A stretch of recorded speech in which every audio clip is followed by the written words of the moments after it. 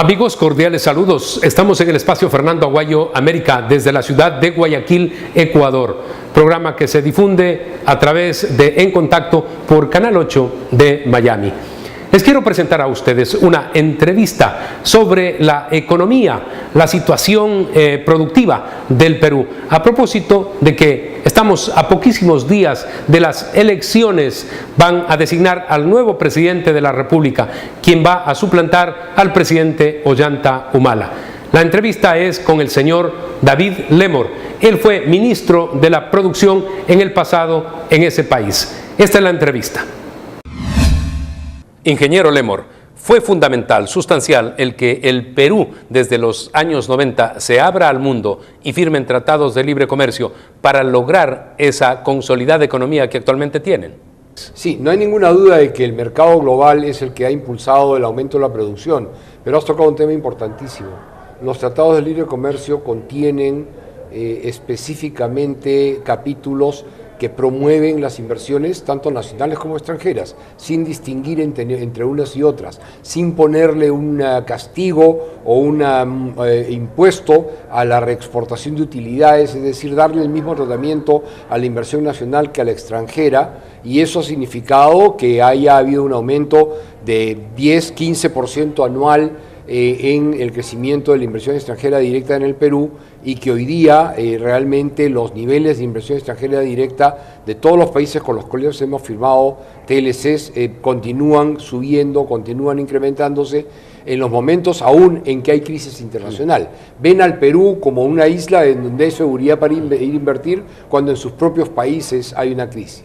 Lograr diversificar producción, especialmente para exportaciones, es básico y fundamental, pero todo esto en base a la recepción de inversión externa o interna. Esto es lo que ha llevado a que el Perú en estos momentos, por ejemplo, sea gran exportador de espárragos y de otros productos agrícolas que antes no los tenían, especialmente en el norte del Perú. Perú tuvo dos etapas claramente marcadas: la etapa de la sustitución de importaciones, en la que los aranceles eran muy altos para evitar la entrada de productos.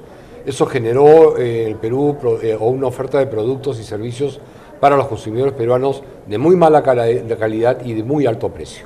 En la década del 90, el gobierno de Fujimori empieza una apertura unilateral, reduciendo los aranceles, eliminando los aranceles para todo aquello que no producíamos, sobre todo bienes de capital e insumos intermedios, para poder utilizarlos para tener una producción nacional que pudiera abastecer el mercado interno, pero también exportar de manera más eficiente y productiva, y eso empezó a funcionar en la dinamización de la economía. Después viene una segunda etapa de las reformas en la primera década del 2000, en la que empezamos a negociar los tratados de libre comercio, con una política clara de integración y de apertura al gran mercado que es el mundo. Esto ha generado un crecimiento de más del doble en el Producto Bruto Interno del Perú, haber triplicado las exportaciones no tradicionales en los primeros 6 años. Hoy día, después de 10 años de tratados de libre comercio, tenemos que la exportación de productos no tradicionales se ha multiplicado por 10. Han aumentado a 5.000 las líneas de productos que exportamos. Las empresas que exportan se han triplicado en los últimos 5 años.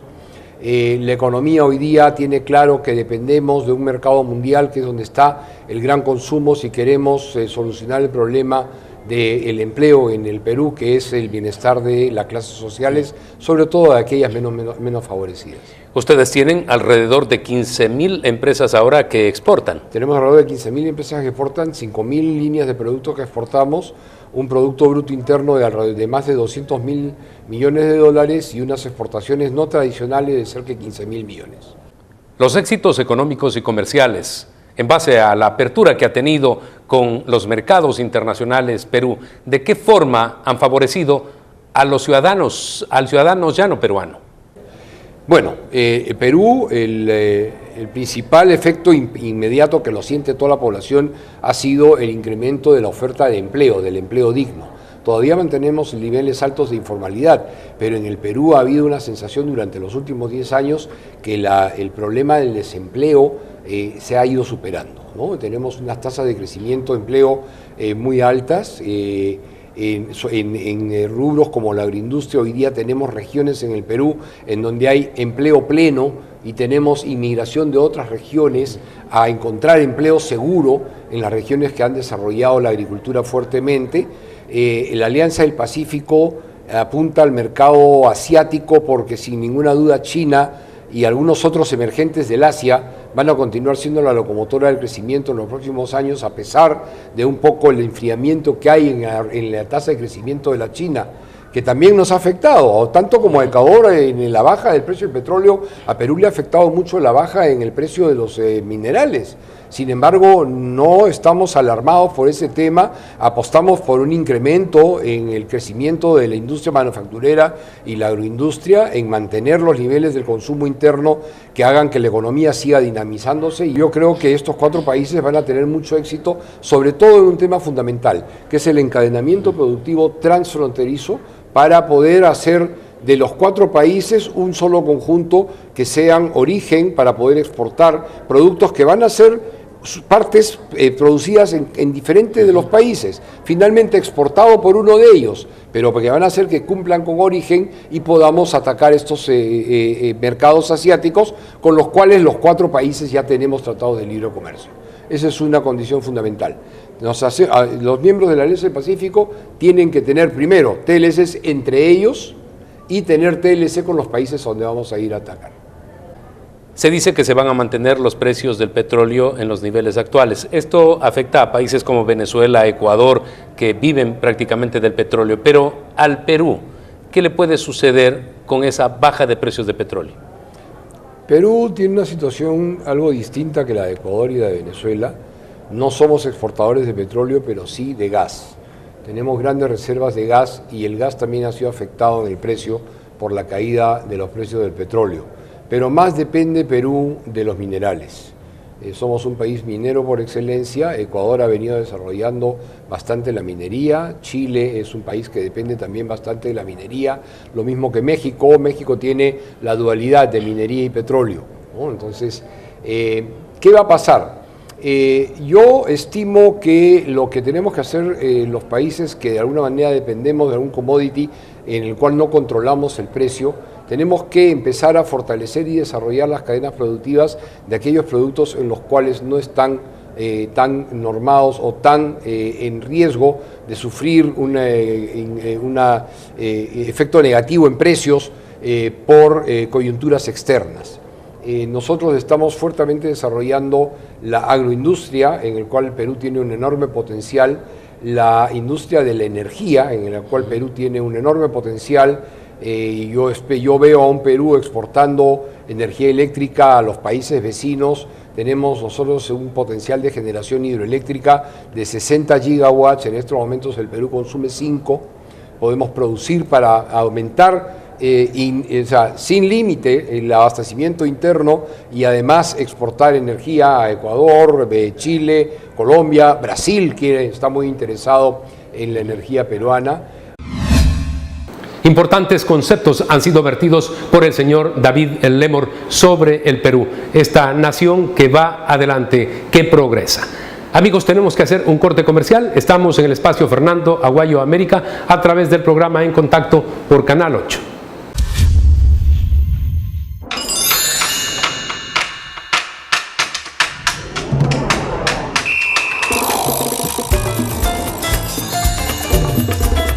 Guayaquil es una ciudad tropical. Una ciudad con magia.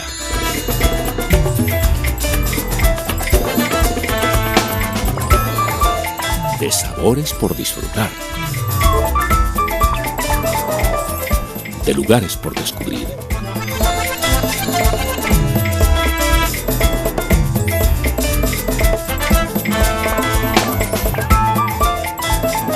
De gratas experiencias que vivir. Guayaquil es mi destino. Este programa es auspiciado también por el Aeropuerto de Guayaquil y ha sido premiado en los últimos años por su excelente servicio y además por su moderna infraestructura. Amigos, gracias por continuar en la sintonía del espacio Fernando Aguayo América, que se difunde a través del programa En Contacto por Canal 8.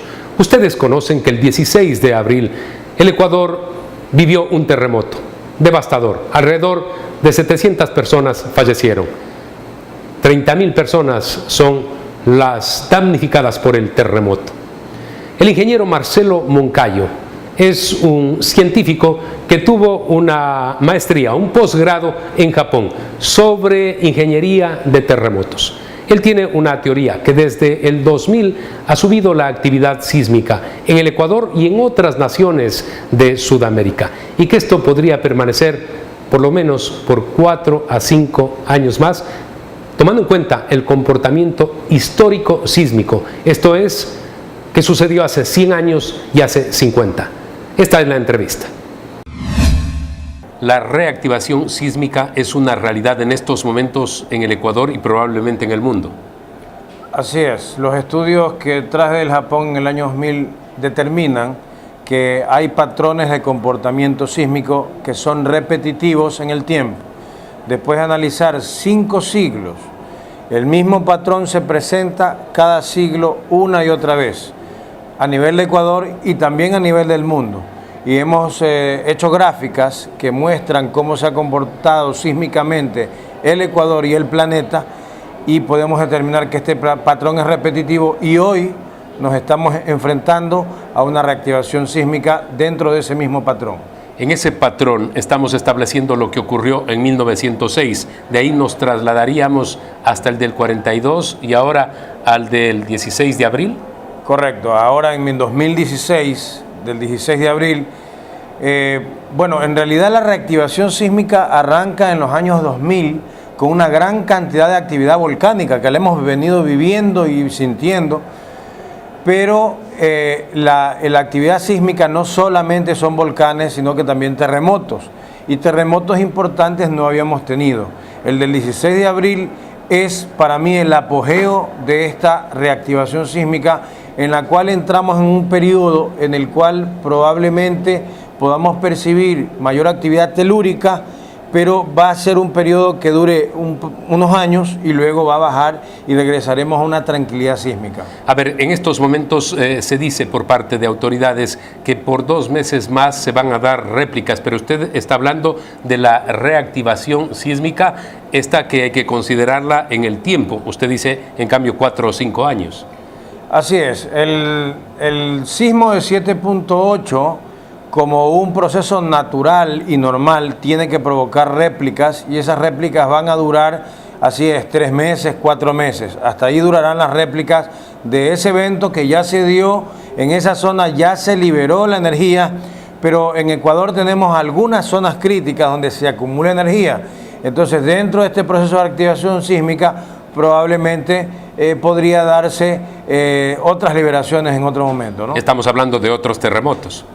Cuando usted habla de reactivación sísmica durante los próximos 5 años y no hay el deseo de alarmar, tenemos que vivir la realidad. En 4 o 5 años, en estos, se pueden dar otros movimientos telúricos. Digamos, definir con tanta certeza es un poco complicado, pero lo que sí te puedo decir es que en el siglo pasado hubo 2 reactivaciones sísmicas y en cada una hubo 2 terremotos de grado 8 o cercano a 8. Entonces esa es la probabilidad que podría darse en este caso. Y también tuvimos en la primera reactivación sísmica un sismo mayor, inclusive uno de 8.8, ¿no? El caso de Esmeraldas. Es el caso de Esmeraldas, así es. Que fue absolutamente devastador. Bueno, fue clasificado como el 5º sismo más fuerte que se ha registrado en el mundo, pero además de eso, ahora último, y se están pidiendo las razones de por qué, el Servicio Geológico bajó la magnitud de ese sismo, es decir, lo volvió de 8.8, lo volvió a 8.4, le bajó un poco la magnitud. Sin embargo, es un sismo de grandes proporciones, ¿no? ¿Cuál es el tope? 9 puntos. El tope en la escala de Richter es 10. En teoría, ningún sismo debería superar 10. El que más fuerte ha sido en el mundo es el sismo de Chile en 1960, que tuvo una magnitud de 9.5. Usted señalaba que se ha liberado energía en un 75% de la energía en el mundo con este terremoto de 7.8. El terremoto... Quisiera una explicación rápida sobre este aspecto. El terremoto del 16 de abril fue un terremoto muy importante, porque si yo cuantifico toda la energía que se liberó en el mundo, en todo el planeta, la energía sísmica que se liberó, resulta que el terremoto del 7.8 de Ecuador liberó el 73% de toda la energía del mundo del mes de abril. Entonces es importantísimo que toda la energía del mundo se libere solamente en Ecuador. Eso nos da una idea de la magnitud, de la fuerza destructiva que tuvo ese terremoto. No se puede anunciar cuándo va a haber un terremoto, pero usted señala también como investigador y científico que, por ejemplo, Perú tiene terremotos cada 4 o 5 años. Ocurre también algo similar con Chile. En el Ecuador, ya ha dicho usted, estamos viviendo esta reactivación y por 5 años quizá vamos a tener este tipo de movimientos. Tenemos que estar preparados y, a diferencia del Perú y Chile, el Ecuador no tiene una preparación, no hay cultura para poder enfrentar estos desastres de la naturaleza. Déjame hacerte una puntualización ahí. El comportamiento sísmico de Perú y de Chile es muy diferente al comportamiento sísmico de Ecuador. Yo tengo una teoría en la cual no solamente intervienen la placa sudamericana y la placa Nazca, sino que hay otra placa que está interactuando, y esa placa es la que genera que el comportamiento de Ecuador sea diferente al de Perú y al de Chile. En efecto, en Perú tienes un terremoto de grado 8 cada 10 años. En Ecuador tenemos 2 terremotos cercanos a 8 de grado 8 cada 50 años. Eso es bueno y es malo. Es bueno en el sentido de que tenemos menos frecuencia de sismos importantes. Es malo porque es difícil crear conciencia. Nunca nos imaginamos, los que hemos nacido de un tiempo para acá, los que de alguna manera tenemos menos de 50 años, que podríamos pasar una desgracia como la que hemos vivido en Manabí. Entonces es el momento para prepararnos. Es el momento para, en caso de que ocurra otro evento o que ocurra después de 50 años otro evento, nos reciba pero preparados, con estructuras bien reforzadas. Eso es lo primero que hay que hacer. Lo que tenemos que hacer es que nuestra casa sea el lugar más seguro para vivir. Para ello tenemos que tener una casa diseñada técnicamente, no antitécnicamente, y que esté ajustada a las normas ecuatorianas de la construcción que ya se han actualizado. Por más humilde que sea esa vivienda, tiene que contemplar estos parámetros. Definitivamente, hay que buscar métodos para que los que pueden pagar un rediseño de su casa, digamos, lo hagan, y los que no lo pueden pagar también hay que buscar maneras de que ellos tengan la posibilidad de tener una casa segura. El lugar más seguro para estar en un terremoto debe de ser la propia casa. Vamos a hacer un corte comercial, retornamos inmediatamente para la parte final de nuestro programa.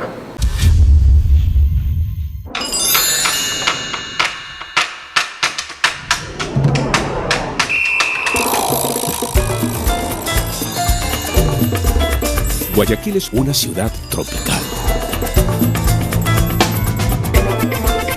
Una ciudad con magia.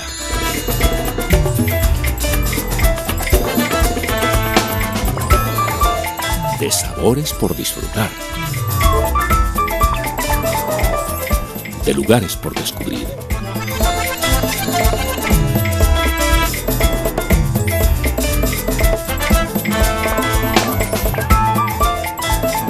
De gratas experiencias que vivir. Guayaquil es mi destino. Este programa es auspiciado también por el Aeropuerto de Guayaquil y ha sido premiado en los últimos años por su excelente servicio y además por su moderna infraestructura.